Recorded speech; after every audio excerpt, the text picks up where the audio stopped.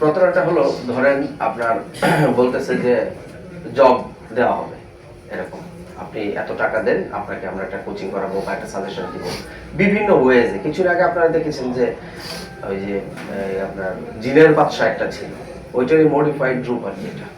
এরকম বিভিন্নভাবে যাকে যেভাবে বলে কনভিন্স করা যায় সেভাবে বলে।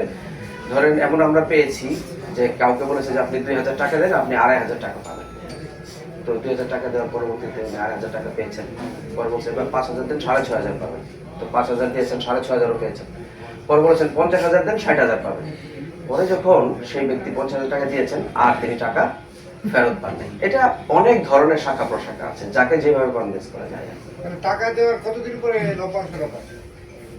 ওই যে এটা বিভিন্ন কেস মানে ভেরি করে আর কি। আমরা অনেক সময় দেখেছি যে টাকা দেওয়ার কিছুক্ষণের মধ্যে লভ্যাংশ পাই এমন হয়। কেস টু কেস ভেরি করে আর কি, যার কাছ থেকে যেভাবে আদায় করা যায় আর কি, প্রতারণা করা যায়।